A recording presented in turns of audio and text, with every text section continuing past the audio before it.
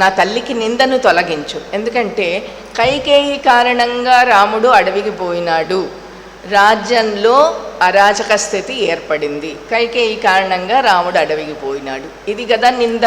కాబట్టి నువ్వు తిరిగి అయోధ్యకు వచ్చేస్తే నా తల్లికి నింద ఉండదు కదా. లోకంలో నా తల్లిని నిందించే వాళ్ళే ఉండరు. ఇప్పుడు నా తండ్రి కామవశుడై స్త్రీ మాటలు విని కొడుకును అడవికి పంపించాడు అని కదా, అది పాపమని కదా, అధర్మమని కదా అంటున్నారు. ఎందుకంటే జ్యేష్ఠసుతునికి అభిషేకం చెయ్యకుండా అడవికి పంపించాడు అని కదా, అది అధర్మమని కదా అంటున్నారు. మరి తండ్రిని కూడా పాప విముక్తుణ్ణి చెయ్యి, నీవు అయోధ్యకు వస్తే నా తల్లికి నిందపోతుంది, మన తండ్రి అధర్మం పాలు కాకుండా కాపాడడం అవుతుంది అని. ఎంత ఏడుస్తున్నా కూడా రామునిలో చలనమే లేదు, ఏ మాత్రం మార్పు లేదు. రాముని చిత్తస్థైర్యాన్ని చూసి, ప్రతిజ్ఞను చూసి ప్రజలంతా ఆశ్చర్యపోతున్నాడు. ఏదోలే అందరూ కలిస్తే 4 మాటలు మాట్లాడితే రాముణ్ణి మార్చవచ్చేమో అని అనుకున్నారేమో, కానీ వాళ్ళకు కూడా ఆశ్చర్యమైంది. ఏమాత్రము చలనం లేదు రామునిలో. ప్రజలందరూ కూడా భరతుణ్ణి ప్రశంసించి రాముణ్ణి అయోధ్యకు రమ్మన్నాడు. అయితే రాముడు భరతంతో అంటాడు, నువ్వంతా చెప్పిందంతా బాగానే ఉంది, అంతా సమంజసంగానే ఉంది, కానీ ఒక విషయం నీకు తెలియంది ఒకటి చెప్తాను. ఎందుకంటే దశరథుడు కైకేయిని వివాహం చేసుకునే సమయంలో రాజ్యాన్ని శుల్కంగా ఇచ్చాడు. అంటే నీ మాతామహుడికి కైకేయికి పుట్టినటువంటి సంతానమే రాజ్యాన్ని పరిపాలిస్తాడని చెప్పాడు, రాజు అవుతాడని చెప్పాడు. అటువంటప్పుడు అంటే ధర్మం ప్రకారం, ఇచ్చిన మాట ప్రకారం రాజ్యం కైకేయిదే అవుతుంది. కైకేయికి పుట్టినటువంటి సంతానమే పట్టాభిషిక్తుడు కావాల్సి ఉంటుంది. అప్పుడు కైకేయి నిందార్హురాలు ఎట్లా అవుతుంది? ఇక ఇచ్చిన మాట ప్రకారం, అంటే తాతగారికి కేకయ్యరాజుకి ఇచ్చినటువంటి మాట ప్రకారం భరతుడిని అభిషిక్తుణ్ణి చేయడానికి ఒప్పుకున్నాడు. కాబట్టి అతనిలో అధర్మం లేదు, పాపం చెయ్యలేదు. కైకేయి నిందార్హురాలు కాదు, దశరథుడు పాపము చెయ్యలేదు.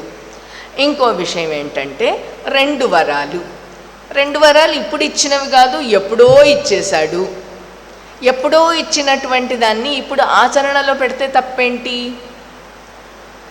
ఎందుకంటే ఒక వరం ప్రకారము నేను అరణ్యానికి పోవాలి, ఇంకో ప్రకారము భరతుడికి అభిషేకం చెయ్యాలి.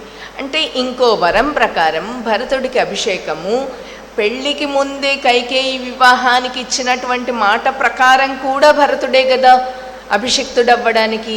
కాబట్టి ఇక్కడ ఏమీ అధర్మం లేదు, అన్యాయం లేదు.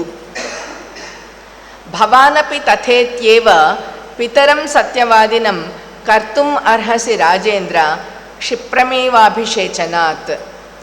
కాబట్టి ఇక్కడ ఏమి నీ తల్లి నిందితురాలు కాదు, మన తండ్రి పాపము చెయ్యలేదు. కాబట్టి నువ్వు కూడా ఈ విషయాన్ని, తథ్యాన్ని తెలుసుకుని సత్యవాది అయినటువంటి దశరథుని మాట, తండ్రి మాట పాటించు. వెంటనే క్షిప్రమేవ, ఇప్పుడే వెంటనే నీవు పట్టాభిషేకానికి ఒప్పుకో, తండ్రి మాటను పాటించు అన్నాడు. మనిషికి కొన్ని రుణాలు ఉన్నాయి. దైవ రుణము, ఋషి రుణము, పితృరుణము. ఇక్కడ పితృరుణం అంటే ఇక్కడ తల్లిని తండ్రిని ఇద్దరినీ సంతోషపెట్టాలి. పితృరుణం, పితృశబ్దం చేత తల్లి తండ్రి ఇద్దరు కూడాను, ఇద్దరినీ నువ్వు సంతోషపెట్టాలి. ఎందుకంటే పున్నామ నరకాన్ని నుండి రక్షించేటువంటి వాడు పుత్రుడు అని గయలో అంటే సంతానాన్ని పొందాలి. పితృరుణం తీర్చుకోవడానికి సంతానాన్ని పొందాలి. సంతానాన్ని బహుసంతానం కావాలని కోరుకోవాలి. బహుసంతానం కావాలని కోరుకున్న తరువాత కూడా అందులో ఆ అంతమందిలో కూడా ఒక్కడైనా వెళ్ళి గయలో శ్రాద్ధం చేసి రావాలి అని మనకు గయా ఆఖ్యానంలో ఉందన్న సంగతి రాముడు పితృరుణం తీర్చుకునేటువంటి విషయాన్ని గురించి చెప్తూ, అంటే ఈ విధంగా పితృరుణం తీర్చుకునే వాళ్ళు ఉంటారు. దానికంటే మాట వినాలి కదా. ఇక్కడ ఈ గయలో శ్రాద్ధం పెట్టడం వల్ల పితృ దేవతలు రుణం విముక్తులవుతారన్నది మనకు గయా మహాత్మ్యంలో చెప్పబడింది. ఇక్కడ గయాసురుడు తపస్సు చేస్తుంటే ఆ తపస్సు వల్ల కలిగినటువంటి వేడికి దేవతలంతా అట్టుడికిపోయి విష్ణుమూర్తిని ప్రార్థించి ఆయన వెళ్ళి గదను ధరించి వెళ్ళి ఆ గయాసురుణ్ణి సంహరించాడని, అందుకే అక్కడ ఉన్నటువంటి విష్ణువు గదాధరుడని, తర్వాత అక్కడున్నటువంటి ఆ ప్రాంతంలో తర్పణాల వల్ల బ్రహ్మ సాక్షాత్తుగా చెప్పినటువంటి విషయం. అక్కడ తర్పణాలు చేయడం వల్ల, పిండ ప్రదానం చేయడం వల్ల పితృలకు ముక్తి కలుగుతుంది. ఈ కథను ప్రస్తావించాడు శ్రీరామచంద్రుడు భరతునితో. ఇటువంటి విషయం ఉంది. మనము పితృ రుణాన్ని నుండి విముక్తులు కావాలి, గుణవంతులైనటువంటి పున్నామ నరకాన్ని నుండి ముక్తులను చేసే పుత్రులను పొందాలి కదా. వాళ్ళల్లో ఒక్కడైనా సరే గయా శ్రాద్ధం చేయాలి అన్న విషయాన్ని భరతుడికి చెప్పిన తర్వాత, కాబట్టి రుణ విముక్తి పొందాలంటే ఇప్పుడు మనం చేయాల్సినటువంటి మాట ఏంటి అంటే తండ్రి మాట వినాలి. మొత్తం మళ్ళీ అక్కడికే వస్తాడు శ్రీరామచంద్రుడు. తండ్రిని నరకాన పడకుండా, అంటే పున్నామ నరకము అనేటువంటిది నరకంలో ఉన్నటువంటి ఏదేదో నరకాలు చెప్తారు కదా, అటువంటి నరకాల్లో ఒక్కటి. కాబట్టి మనం తండ్రిని నరకాన పడకుండా చెయ్యాలి అంటే, మనం రక్షించాలి అంటే పితృరుణం తీర్చుకోవాలి. పితృరుణం తీర్చుకోవడం ఆ మాటను పాటించడం. కాబట్టి నువ్వు అయోధ్యకు వెళ్ళు, ప్రజలను సంతోషపెట్టు, నేను దండకారణ్యానికి వెళ్తా.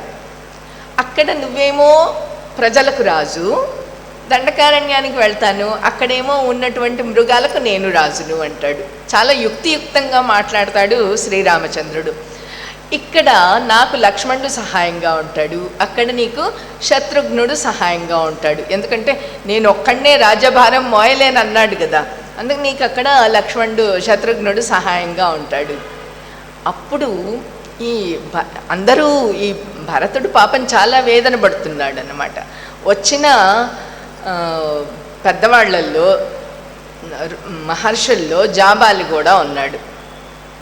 జాబాలి, గౌతముడు మొదలైనటువంటి వాళ్ళందరినీ అందరూ వెంట నడిచారు కదా అభిషేకానికి, పట్టాభిషేకానికి. ఎవరెవరైతే అక్కడ ముందుకు వచ్చారో వాళ్ళందరూ కూడా భరతుని వెంట నడిచినటువంటి వాళ్ళే. ఆయన నాస్తికవాదం చేయడం మొదలుపెట్టాడు. నాస్తికవాదము అంటే దేవుడు లేదు అన్నది కాదు, వైదిక ప్రమాణాన్ని అంగీకరించినటువంటి తత్వం ఏదైతే ఉందో అది నాస్తికము. కాబట్టి ఇప్పుడు శ్రీరామచంద్రుడు చెప్పాడు కాలం, మృత్యు, మళ్ళీ శ్రాద్ధం ఇవన్నీ గురించి చెప్పాడు కదా. అందుకోసం ఈయన అన్నాడు రామునితో, తండ్రి ఎవరు అసలు, ఎవరికి బంధువు, ఎవరికి ఏమవుతారు, తల్లెవరు తండ్రి ఎవరు? ఎందుకంటే మనం ఒక గ్రామానికి వెళ్తాం, ఒక చోటికి వెళ్తాం, ఒక చోటికి ఇంకొక గమ్యస్థానం వేరే ఉంది, మార్గ మధ్యంలో ఒక రాత్రికి విశ్రమిస్తాం ఒక గ్రామంలో.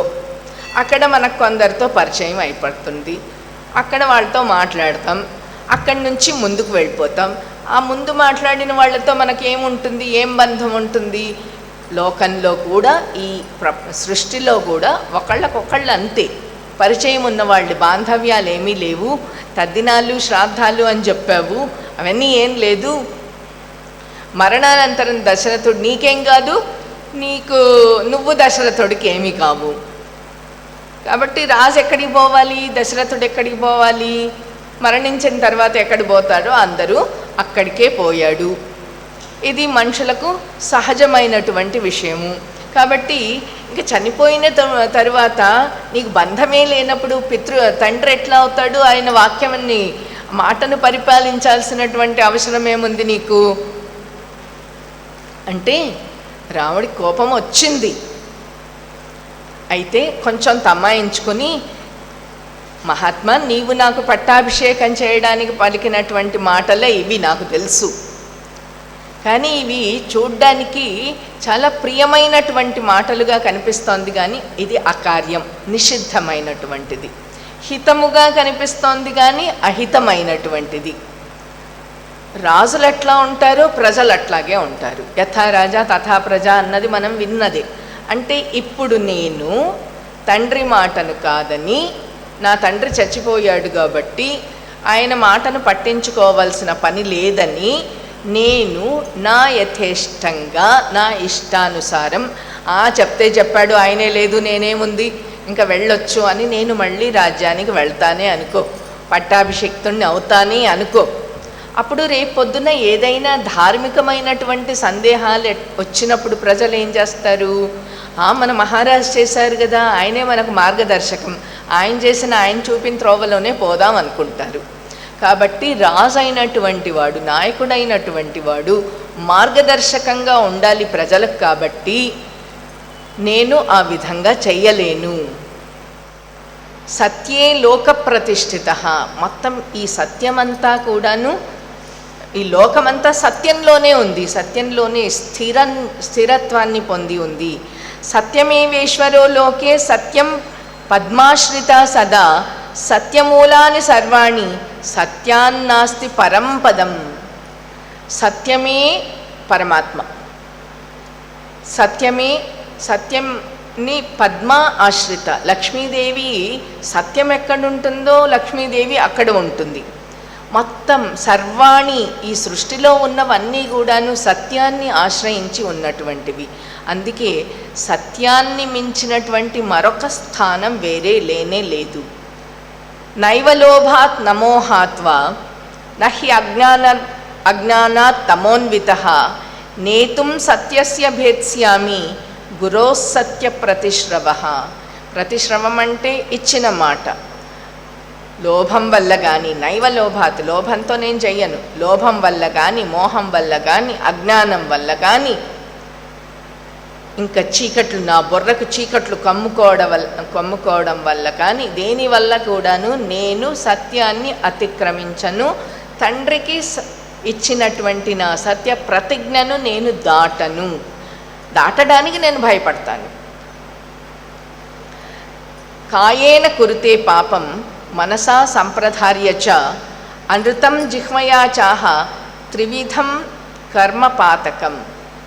మనిషి అయిన వాడు, మనకు త్రికరణాలు, మనస్సు, వాక్కు, కాయం, మనకు త్రికరణాలు ఉన్నాయి. దీంతో పాపకార్యాలు చేయవచ్చు, పుణ్యకార్యాలు చేయవచ్చు. అయితే రాముడు ఇక్కడ పాపం ఏ విధంగా చేస్తాడు అన్నది, కాయేన కురితే పాపం, ఈ శరీరంతో పాపం చేస్తాడు. ఎట్లా? మనసా సంప్రధార్యచ, ఆ పాపాన్ని ముందు మనస్సులో సంకల్ప రూపంలో మనస్సులో పెట్టుకున్నాడు. దాన్ని మనసులో నిలుపుకొని అనృతం జిహ్వయా చాహ, అసత్యాన్ని మనస్సులో, ఆ పాపము అసత్య రూపం, పాపం అసత్యమే, అసత్యం పాపమే, మాటల్లో వస్తుంది, ఆ తర్వాత ఈ శరీరంతో చేస్తాం. ఈ విధంగా మాట ద్వారా, శరీరం ద్వారా, మనస్సు ద్వారా కూడా ఏ విధంగా చేసినా పాపం పాపమే. నేను ఇప్పుడు తిరిగి రావడం అన్నది శరీరంతో చేసే పాపమే. నేను వస్తానని చెప్పినా అది నా నోటితో చేసే పాపమే. నేను ఒకవేళ నీ బాధ చూడలేక సంకల్పించుకుంటే అది మనస్సుతో చేసేటువంటి పాపం. కాబట్టి నేను ఏ విధంగానూ తండ్రికి ఇచ్చినటువంటి మాటను వెనక్కు తీసుకోను. సత్యసంధుడైనటువంటి వాడికి సంపద, కీర్తి వాటంతటా అవే వస్తాయి. మనం దాని గురించి ప్రయత్నం చేయాల్సినటువంటి పని లేదు. ఈ విధంగా తండ్రికి ఇచ్చినటువంటి మాటను, ఇప్పుడు తండ్రికి మాట ఇచ్చాడు, భరతుడు మాట్లాడుతున్నాడు. తండ్రికి ఇచ్చిన మాటను భరతుని మాట ప్రకారం నేను ఎట్లా కాదనాలి? తండ్రి మాట వినాలా, భరతుని మాట వినాలా? తండ్రికి ఇచ్చేశాడు, మాట ఇచ్చేశాడు కాబట్టి నేను ఈ విధంగా చెయ్యలేను అన్న సంగతి జాబాలితో చెప్తాడు. జాబాలప్పుడు నేను నాస్తికుణ్ణి కాను, నేను నాస్తికవాదాలు కూడా చెయ్యను, నీవు వేద మార్గంలో స్థిరంగా ఉండేటువంటి వాడవు. వేదవేద్యే పరే పుంసి జాతే దశరథాత్మజే, సాక్షాత్తు వేదమే రాముడు. అటువంటి వేద మార్గ అనుయాయి అయినటువంటి నీ యొక్క తత్వాన్ని లోకానికి ప్రకటించడం కోసం నేను నీ దగ్గర ఈ విధంగా మాట్లాడాను అంటే, అప్పుడు వశిష్ఠుడు కూడా రాముని కోపాన్ని చూసి జాబాలి విషయంలో రాముడి కోపం వచ్చిందన్న సంగతి గుర్తించినాడు. అందుకు రామ, జాబాలికి ఈ లోకం యొక్క సృష్టి స్థితి అంతాలన్నీ కూడా తెలిసినటువంటి వాడు. నాస్తికులు దాన్ని నమ్మరన్నమాట. వేద ప్రమాణం లేనటువంటి వాళ్ళు దాన్ని నమ్మరు. ఆ తర్వాత జాబాలి అంటాడు, నిన్ను వనవాసం నుండి మరలించడానికే నేను ఈ విధంగా పలికినానని చెప్పి చాలా విపులంగా ఇక్ష్వాకు వంశం పుట్టుక నుండి మొత్తం సృష్టి ఆది దాన్ని సర్గం అంటారు. ఆ విధంగా సృష్టి ఎక్కడి నుంచి మొదలైంది, ఏ విధంగా మొదలైంది, ఆ తర్వాత ఇక్ష్వాకు వంశం ఎట్లా మొదలైంది, ఇక్ష్వాకు వంశం నుంచి రాముడి వరకు విపులంగా కులోత్పత్తిని, ఇక్ష్వాకు కుల ఉత్పత్తిని గురించి వివరంగా చెప్పాడు. చెప్పిన తరువాత మళ్ళీ చెప్తాడు, ఇక్ష్వాకు వంశంలో అంటే కులక్రమాగతంగా ఇక్ష్వాకు మొదలుగా చూసుకుంటే వైవస్వత మనువు దగ్గర నుండి చూసుకుంటే పెద్ద కుమారుడే రాజు. కాబట్టి నీవు భూమిని పరిపాలించాలి. ఏ ప్రకారం చూసినా జ్యేష్ఠ పుత్రుడు రాజవ్వాలి. తర్వాత వశిష్ఠుడు అంటాడు, నేను నీ తండ్రికి గురువునే. ఎందుకంటే చాలా వెనకటి కాలం నుంచి కూడా వశిష్ఠుడు ఇక్ష్వాకుల కుల గురువు. నేను నీ తండ్రికి గురువునే, నీకు కూడా గురువునే.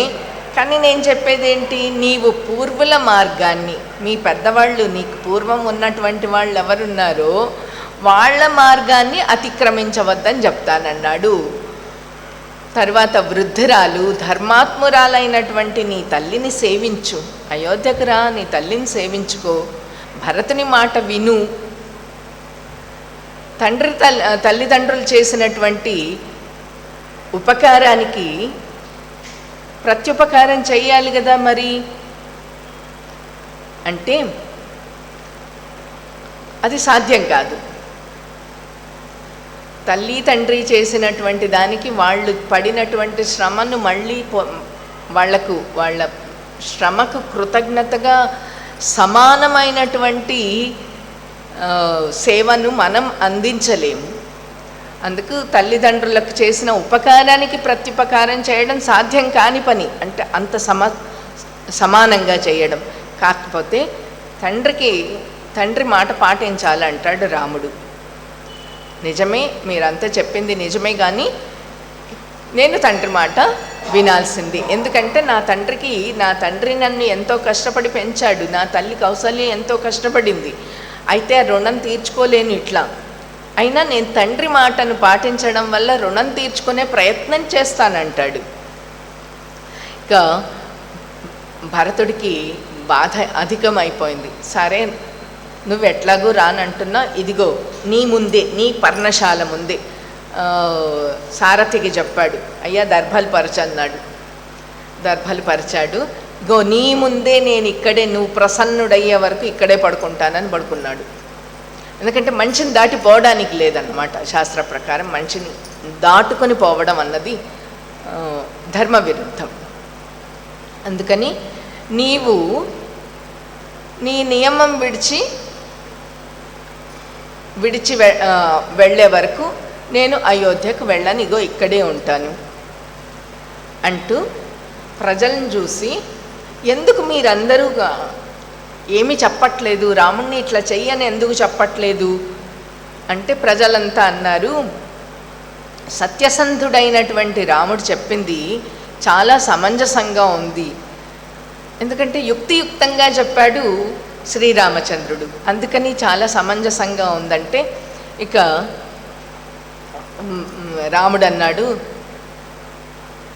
నా భర్తంతో, నీవు నా మాట విను, నా మాట వినాలి ఇప్పుడు, ఎందుకంటే ప్రజలంతా కూడా ఇది సమర్థిస్తున్నాడు, నువ్వు రాజు కావడమే సమంజసం అంటున్నాడు కదా, ప్రజల మాట విను, కర్తవ్యాన్ని ఆచరించు. నేను నీ పట్ల ఏం ద్రోహం చేశాను, నేనేం అపరాధం చేశాను, నన్ను ఇట్లా కట్టిపడేస్తున్నావు. తర్వాత క్షత్రియునికి ప్రాయోపవేశాన్ని శాస్త్రం నియమించలేదు, ఇది క్షత్రియులకు విధింపబడినటువంటిది కాదు, కాబట్టి ప్రాయశ్చిత్తం చేసుకో అన్నాడు. అంటే నన్ను నా మీద ఒట్టేసి చెప్పు, ఇంకెప్పుడు అట్లా చెయ్యొద్దన్నాడు. సరే భరతుడు ఇంకా అప్పుడు లేచి, అంటే నేను ఏం అపరాధం చేశాను, నన్ను కాలు బయట పెట్టకుండా చేస్తున్నావు అన్నాడు అన్నమాట. ప్రజలు కూడా రాముణ్ణి సమర్థించారు. అందుకే ఇంకా తర్వాత ప్రాయశ్చిత్తం జలస్పర్శనం చేసి ప్రాయశ్చిత్తం చేసుకున్నాడు. నయాచే పితరం రాజ్యం నాను శాసామి మాతరం, నేనేమి తండ్రిని నాకు రాజ్యం కావాలని అడగలేదు, తల్లిని కూడా అమ్మ నాకు రాజ్యం ఇప్పించని అడగలేదు కదా. నాకు నీవు అడవికి రావడం తెలీదు, రాముడు అడవికి పోవడం అన్నదే తెలియదు. ఒకవేళ నీవు చెప్పినట్టే తండ్రి మాట వినాలి అన్నప్పుడు, తండ్రి మాట వినాలి, నువ్వు కొడుకే నేను కొడుకే కాబట్టి నీ బదులుగా నేను వనవాసం చేస్తాను, నా బదులు నువ్వు వెళ్ళి రాజ్యం చెయ్యి అంటాడు. అంతేకాకుండా తండ్రి అప్పుడు చెప్పాడు, ఇప్పుడు తండ్రి ఇప్పుడు మనం ఎక్స్చేంజ్ చేసుకుందామంటున్నాడు కదా, నా బదులుగా నువ్వు నీ బదులుగా నేను అని. ఇప్పుడు రాముడు అంటాడు, తండ్రి బతికి ఉండగా చేసినటువంటి దానిని తరువాత మార్చడం నాకు కానీ భరతుడికి కానీ తగదు. ఈ విషయంలో ఇంకొంచెం లోతుగా చెప్తాడనమాట. తండ్రి ఇచ్చినటువంటి దానాలు కానీ పత్రాలు కానీ రుణానికి సంబంధించినటువంటిది కానీ మొదలైనటువన్నీ కూడాను చెప్పి ఇది చేసినప్పుడు తండ్రి మరణించిన తరువాత వాటిని మార్చే అధికారం పుత్రులకు ఉండదు. పుత్రులకే కాదు, అంటే మరణించే ఇంచుమించు వీలునామా లాంటిది. అటువంటిది తరువాత వాళ్ళు ఎవ్వరికీ కూడా మార్చడానికి, మరణించిన వ్యక్తి యొక్క వీలునామాలు లాంటివి అన్నమాట, మార్చేటువంటి అధికారం ఎవ్వరికీ ఉండదు.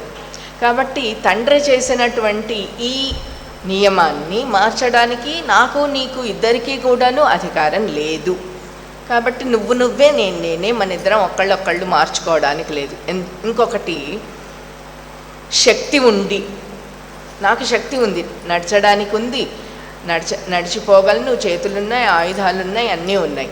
కాబట్టి అరణ్యవాసం చేసేటువంటి శక్తి నాకున్నప్పుడు నాకు ప్రతినిధిగా ఇంకొకళ్ళని నియమించడం ధర్మం కాదు. ప్రతినిధి అన్నిటికీ అన్ని వేళలా ప్రతినిధి ఉండడు, రిప్రజెంటేటివ్లు అన్నమాట, ప్రతినిధులు ఉండడు. శక్తి ఉన్నప్పుడు ప్రతినిధులను నియమించకూడదు. ఇక నీవు సత్యసంధుడు, భరతుడు సత్యసంధుడు. అనేన ధర్మశీలేన వనాత్ ప్రత్యాగత పునః భ్రాత్రా సహ భవిష్యామి పృథివ్యాః పతిరుత్తమః.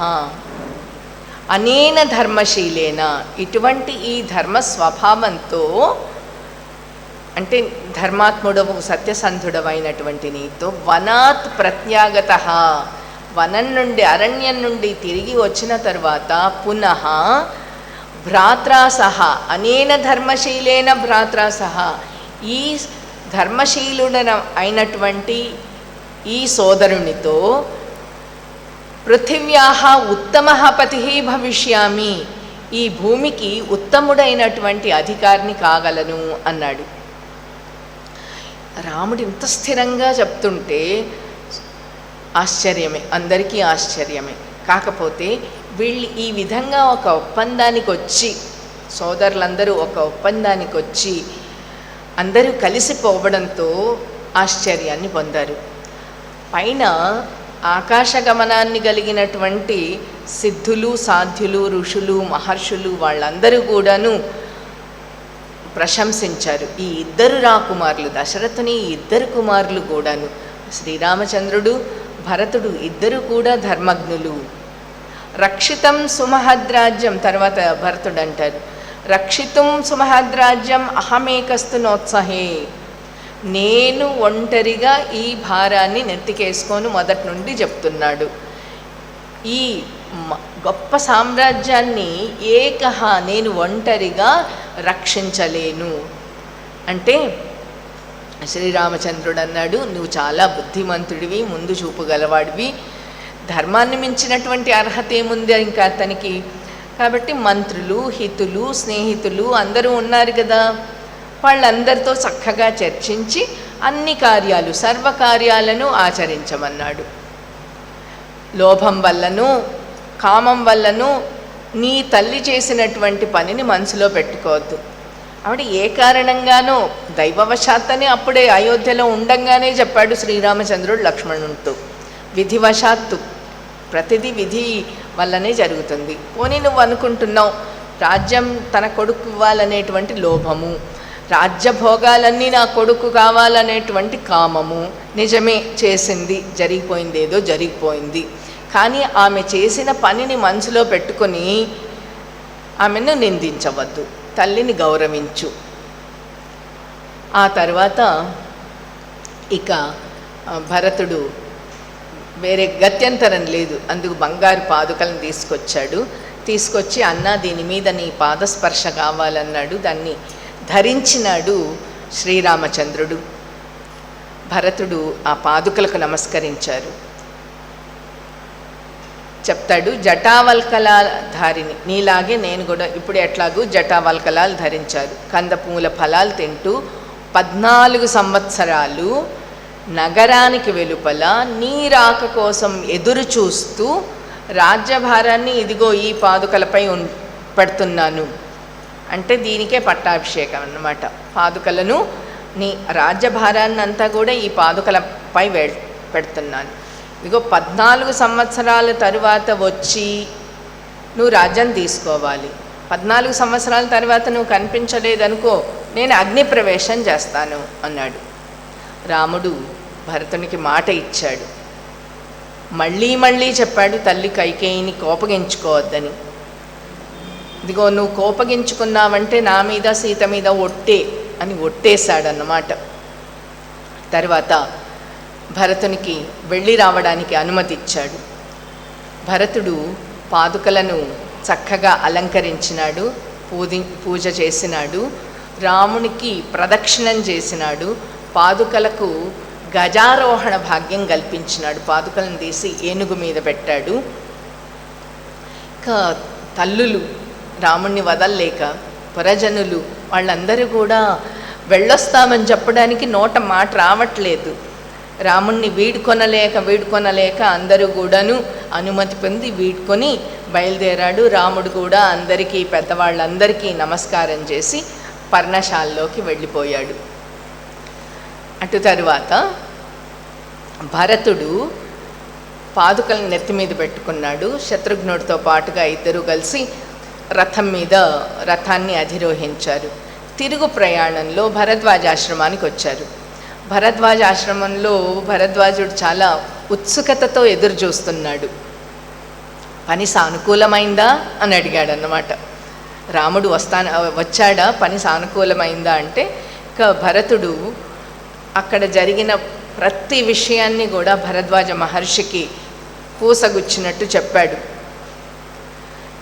భరతుని ధర్మ ప్రవర్తనను భరద్వాజుడు చాలా ప్రశంసించాడు. తర్వాత భరద్వాజ మహర్షి యొక్క అనుమతిని తీసుకుని, సెలవు తీసుకుని అయోధ్యకు బయలుదేరారు. శృంగిబేరపురం చేరుకున్నాడు అందరూ. అక్కడి నుంచే అయోధ్య కనిపిస్తోంది. అయోధ్య కనిపిస్తుంటే మళ్ళీ మనసులో దుఃఖపు తరగలు మొదలవుతున్నాయి, అలలు పెరిగిపోతున్నాయి అన్నమాట. దుఃఖం ఆగట్లేదు అందరికీ కూడా. అక్కడ చూస్తే కాంతిహీనంగా ఉంది, నిశ్శబ్దంగా ఉంది, అలంకరణలు లేవు, తూర్యధ్వనాలు లేవు, మనిషి సంచారం లేదు. ఇళ్లల్లో వాకిళ్ళు, జనసంచారం, ఏమి ఇల్లు వాకిళ్ళు శుభ్రత లేదు, ఏమీ లేదు అంతా. అయినా అట్లాగే వెళ్ళాడు. అక్కడి నుంచి తండ్రి భవనంలోకి వెళ్ళాడు. మనసు నిలవట్లేదు, తండ్రి లేని శూన్యమైనటువంటి భవనం అది. ఆ భవనంలోకి వెళ్ళాడు. తర్వాత ఉండడానికి మనసు రావట్లేదు. తల్లులను మాత్రం అయోధ్యలో పెట్టేసి మళ్ళీ రాముడు లేని అయోధ్యలో నేను ఉండలేను అని వశిష్ఠ మహర్షి దగ్గరికి వచ్చి, మహానుభావ నేను ఇక్కడ ఉండలేను, నందిగ్రామంలో ఉండి రాజ్యం చేస్తాను అని చెప్పాడన్నమాట మంత్రుల సహాయంతో. వశిష్ఠుడు సమ్మతించాడు. ఎందుకంటే ఈ మాత్రం ఒప్పుకున్నాడు కదా భరతుడు, అందుకన్నమాట సంతోషం. అటు తరువాత ఇంకా మళ్ళీ వీళ్ళందరూ కలిసి శత్రుఘ్నుడు, మంత్రి పురోహితులు, గురు వశిష్ఠుడు, అంటే పట్టాభిషేకానికి ఎవరెవరు ఉండాలి వాళ్ళందరూ కూడాను. ఇంక వాళ్ళందరికీ అయోధ్యలో ఏం పని, రాజు అక్కడ ఉంటేను, పాదుకలే కదా రాజు, రాజు అక్కడ ఉండంగా ఇంకేం పని ఉంది. కాబట్టి వాళ్ళందరూ కూడాను మంత్రులు, పురోహితులు, గురువులు, శత్రుఘ్నుడు, సేనలు అన్నీ కూడాను వెళ్ళారు. పాదుకలకు రాజోపచారాలన్నీ కూడా ఛత్రము, చామరము ఇవన్నీ పట్టి తీసుకుని వచ్చారన్నమాట. అక్కడి నుంచి లోపలికి తీసుకుని రావడానికి అక్కడనే పాదుకలకు పూజ చేసి పాదుకలను ఉంచి అభిషేకించి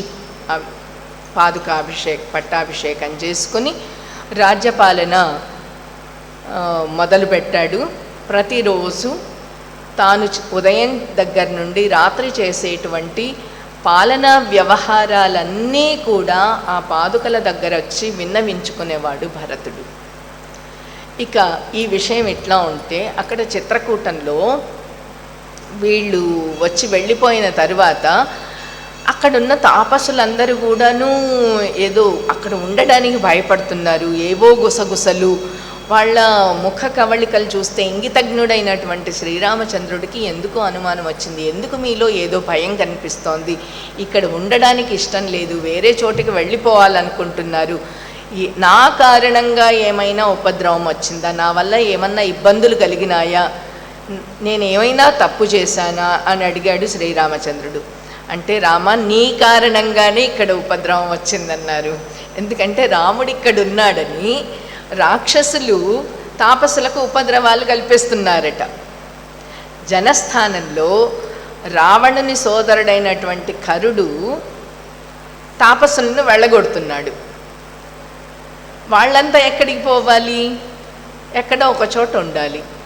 ఇక్కడ రాముడున్నాడన్న ధైర్యంతో ఉన్నారు వాళ్ళు. కానీ ఇప్పుడు అక్కడ కూడాను భయం ఏర్పడింది. ఎందుకంటే అక్కడ వాళ్ళు చేయరాని ఘోరాలు, వాళ్ళు చేసుకునేటువంటి యజ్ఞయాగాదులకు తపస్సులకు భంగం కలిగిస్తూ శారీరకంగా హింసిస్తున్నారు, హోమగుండాల్లో అశుద్ధమైన పదార్థాలు వేస్తున్నారు, వాళ్ళని అక్కడ నిలవనీయకుండా చేస్తున్నారు రాక్షసులు.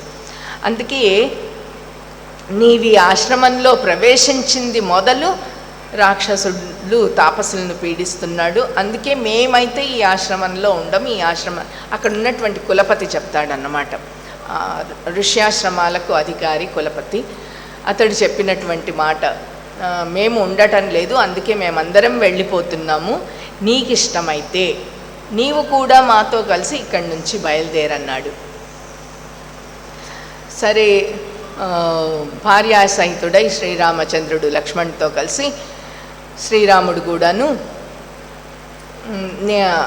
మొదట్లో అంటాడన్నమాట, నేనుండగా మీకు భయం ఎందుకు, మేము ధనుర్ధారులం ఉన్నామంటే, లేదు లేదు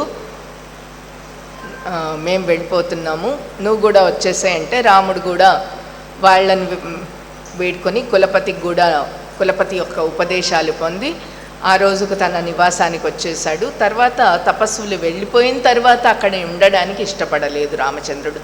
కారణాలు వేరే, చాలా కారణాలే. వాళ్ళందరూ ముందే వెళ్ళిపోయారు. ధైర్యంగా ఉంటాను అనుకున్నాడు. ధైర్యం ప్రశ్న కాదు ఇక్కడ, కారణం మనసు అంగీకరించట్లేదు. ఆ ప్రదేశంలో వీళ్ళందరూ వచ్చి ఉన్నటువంటి ప్రదేశం, ఈరోజు ఇక్కడ వచ్చారు, దగ్గరగానే ఉంది, పెద్ద దూరం కాదు, గంగా తీరం పెద్దగా దూరం కాదు. ఎన్నైనా కారణాలు కావచ్చు, ఎవరైనా రావచ్చు, మళ్ళీ రాకపోకలు ఉండవచ్చు. దానివల్ల ప్రజల్లో ఏదైనా ఆందోళన కలగవచ్చు. ఇటువంటి కారణాలన్నమాట. వేరే కారణాలతో అక్కడ ఉండడానికి ఇష్టపడలేదు. అక్కడి నుంచి అత్రి మహర్షి ఆశ్రమానికి చేరుకున్నారు వీళ్ళు ముగ్గురు, సీతారామ లక్ష్మణులు. మహర్షి అక్కడ వాళ్ళను ఆదరించారు. అనసూయాదేవి ఉంది, సీతను వెళ్ళి నమస్కారం చేయమన్నాడు. అనసూయ, నీవు సీతను చూసుకో అన్నాడు. తర్వాత అక్కడ అత్రి మహర్షి అనసూయాదేవి యొక్క గొప్పతనాన్ని చెప్తాడు. అంటే 10 సంవత్సరాలు వర్షాలు లేకుండా క్షామం ఏర్పడింది ఆ ప్రాంతంలో. అప్పుడు ఈవిడ అనసూయాదేవి 10,000 సంవత్సరాలు తపస్సు చేసినటువంటిది. ఆవిడ తన తపశ్శక్తితో అనునిత్యము అక్కడున్నటువంటి ప్రజలందరికీ కూడాను ఆహారాన్ని సమకూర్చింది, ఆహారాన్ని సృష్టించింది. గంగా నదిని వాళ్ళ ఉన్నటువంటి ప్రదేశానికి మళ్ళించింది, రప్పించింది. దేవతల కోసం 10 రోజులను ఒక్కరోజుగా చేసినటువంటిది. అంత తపస్సంపన్నురాలు అనసూయాదేవి. అందుకే అక్కడ వాళ్ళంతా దేవతలందరూ కూడాను అక్రోధన, ఈమెకు కోపం అన్నదే లేదు అనేటువంటి ఖ్యాతి ఆవిడకు మిగిల్చారన్నమాట. దేవతలందరికీ కూడాను ఆమె పట్ల మహా గౌరవం.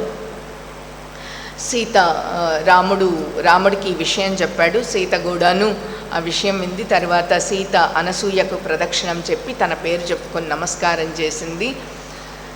తర్వాత అనసూయను పెద్దావిడ కదా, చిన్నవాళ్ళు వెళ్ళినప్పుడు పెద్దవాళ్లను బాగున్నారా అమ్మ అని అడగడం మర్యాద. అనసూయాదేవిని కుశల ప్రశ్నలు వేసింది. తర్వాత అనసూయ సీతతో గృహిణిగా, ఒక భార్యగా ఎలా వ్యవహరించాలి భర్తతో అనేటువంటివన్నీ కూడా చాలా విశదంగా చెప్పుకొచ్చింది. సహధర్మచారిణివై కీర్తిని ధర్మాన్ని పొందమని ఆశీర్వదించింది. తర్వాత సీత అనసూయను గౌరవించి, అంటే నాకు తెలుసులే, మా అమ్మ చెప్పిందిలే అన్న తలబిరుసు సీతలో లేదన్నమాట. అందుకు సీత ఎంత వినయంగా ఆమెకు మీ ఉపదేశం తగి ఉన్నది, ఈ ధర్మాలు తనకు చెప్పారు పెద్దవాళ్ళని చెప్పి నాకు తెలుసు. మా అత్తగారు కౌసల్యాదేవి గారు కూడాను నేను వచ్చేటప్పుడు ఇవే చెప్పారు. తెలిసినవే అయినా మీరు చెప్తే మళ్ళీ కొత్తగా ఉంది. అదన్నమాట మాట తీరులో ఉన్నటువంటి గొప్పతనం. మీరు చెప్తే తెలిసినవే చెప్పినవే అయినా మీరు చెప్తే కొత్తగా అనిపిస్తోంది అని. తరువాత తాను అంటే సతీ సావిత్రి ఏ విధంగా తన శక్తితో భర్తను బతికించుకున్నది. రోహిణి ఎల్లప్పుడూ చంద్రుడికి భార్యల్లో 27 మంది భార్యల్లో ఒక్కతి రోహిణి భర్తకు ఏ విధంగా తన ప్రవర్తనతో ప్రియమైనటువంటిదిగా అయింది, ఈ విషయాలు చెప్పుకుంటుంది. ఆ సీత మాటలకు ముచ్చటేసింది అనసూయకు. అనసూయ బాగా వృద్ధురాలు, యుగాల నాటి తల్లి కదా, బాగా వృద్ధురాలు. సీత ఏమో చిన్నపిల్ల, ముచ్చటేసింది, చాలా సంతోషించింది. సంతోషించి నీకు వరాలు ఇస్తాను, నీకు ఏదైనా ఇస్తాను, కోరుకో, నీకేం కావాలో కోరుకో, నా దగ్గర చాలా తపశ్శక్తి ఉందండి, మీ మాటనే నాకు అనుగ్రహం, మీరు ఇంత చెప్పడమే నాకు అనుగ్రహం, నాకేమీ అక్కర్లేదు అంది. అంటే మీ వాక్యమే నాకు అన్నింటినీ ప్రసాదిస్తుందంటే లేదు లేదని ఆవిడ సీత మాటలకు మరింత సంతోషించి, అడగమంటే కూడా అడగట్లేదు కదా ఆవిడ, చాలా సంతోషించి దివ్యమైన మాలలు, ఆభరణాలు, వస్త్రాలు, అంగరాగాలు అంటే వేసుకొని మనకు మైపూతలు అన్నమాట, అవన్నీ కూడాను దివ్యమైనటువంటివి. అవి ఏ రోజు వాడిపోవు, మాసిపోవు, పరిమళం తగ్గదు, ఎటువంటివి అన్నమాట. అంజలి ఘటించి సీత వాటిని అన్నింటినీ కూడాను సేవించి తీసుకొని దేవిని సేవించింది. ఆ తర్వాత అనసూయాదేవి అంటే సీతమ్మ వారిని ఆవిడకి అప్పగించాడు కదా అత్రి మహాముని. ఆ తర్వాత కబుర్లు చెప్తున్నారు, వాళ్ళేమో వాళ్ళ కబుర్లు వాళ్ళవి, వీళ్ళు ఇక్కడ వీళ్ళ కబుర్లు. ఆవిడ ప్రియమైన సంభాషణ అంటే చాలా స్నేహపూర్వకంగా సంభాషణలు చేస్తోంది. ఆ సంభాషణలు చేస్తూ అంటుందంట, అవును స్వయంవరం జరిగిందట కదా, ఆ కథ చెప్తావా అని అడిగింది ఆవిడ. సీతా స్వయంవరం అట్ట కదా, స్వయంవరం గురించి చెప్పమంటే సీతాదేవి మరింత ఉత్సాహంగా తాను జనకుడికి లభించిన దగ్గర నుండి, అంటే జనకుడు సంతానం లేకపోవడం దగ్గర నుంచి అక్కడ తాను దొరకడము, అయోనిజాన్ని తీసుకోవడము, ఆమెను పెంచడము, తర్వాత శివధనస్సు, శ్రీరాముణ్ణి యోగ్యుడైన వాణ్ణి భర్తగా తీసుకురావడము, శివధనుర్భంగము, స్వయంవరము మొత్తం అంతా కూడా వివరంగా చెప్పేసింది. ఆ మాటలతో ముగ్ధురాలైపోయింది అనసూయాదేవి. ఎంత మధురంగా చెప్పావు అంది. ఎందుకంటే ఒక కథను చెప్పేటప్పుడు, ఒక విషయం ఏదైనా కూడా చెప్పేటప్పుడు చెప్పే వాళ్ళల్లో చెప్పే శైలి, చెప్పే ధోరణి విధాలుగా ఉంటుందన్నమాట. ఈవిడ చిన్నపిల్ల, చాలా స్వచ్ఛంగా ఉంది, ఏమి బొర్రలో కుతంత్రాలు లేవు, కుత్సితాలు లేవు, అమాయకంగా ఉంది. ఆ చెప్పేటువంటిదంతా స్వచ్ఛంగా కనిపించింది. దాంతో అనసూయాదేవి మురిసిపోయింది. ఎంత మధురంగా చెప్పినావు అంటుందన్నమాట అని ఆనందించింది. ఇంకప్పటికి సూర్యాస్తమైపోయింది. సరేలే, ఇక నువ్వు రాముని దగ్గరికి వెళ్ళు అని చెప్పింది. అంటే ఇక పలహారాలు చేసి రాత్రి విశ్రమించాల్సి ఉంటుంది.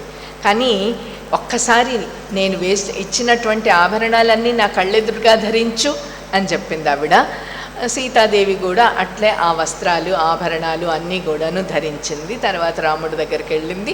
మళ్ళీ ఇక్కడ ఈ విషయం మొత్తం ఆవిడ ఇచ్చినటువంటి అంగరాగాలు, మైపూతలు ఏవి ఉన్నాయో, ఆభరణాలు, వస్త్రాలు మొదలైనటువంటివి ఇవన్నీ ఇచ్చారు అన్న సంగతి, అనసూయాదేవి ఇచ్చారు అన్న సంగతి రాముడికి వివరించింది. ఆ తర్వాత మరుసటి రోజు అత్రి మహర్షి దగ్గర సెలవు తీసుకున్నారు.